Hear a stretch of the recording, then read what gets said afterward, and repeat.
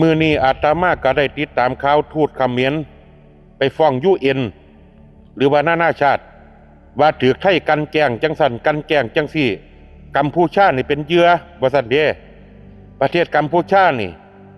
ฟื้นจากการขาล้างเผ่าพันธุ์ยังมาถูกไทยลุกลานอีกอยู่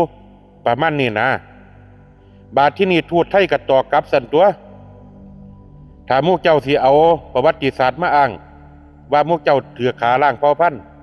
แล้วหมู่เจ้าลองคิดเบิ่งดูว่าประเทศใดที่อ้าแขนเปิดรับหมู่เจ้าให้ลี้ภัยเพราะแต่ลี้ภัยเหตุการณ์สงบสุขก็บ่พากันง่ายกับประเทศยังมาอยู่สัวลูกสัวหลานเอาไปเอามาก็มายึดดินแดนไทยถ้าว่ากัมพูชาเป็นเหยื่อชาวบ้านของหมู่เจ้าตายจักคนที่เห็นตายก็มีแต่ทหารส่วนทางฝั่งของประเทศไทย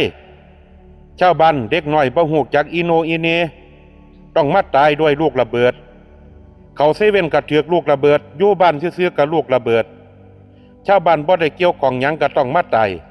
ทหารลาดตระเวนนำชายแดนอยู่ฝั่งเจ้าของก็ถูกระเบิดขาขาดแล้วหมู่เจ้าลองคิดเบิ่งดูว่าไผสิเป็นเหยื่อที่แท้จริงหลังจากทูตไทยกล่าวจบก็มีเสียงตบมือร่นพ้นทั่ว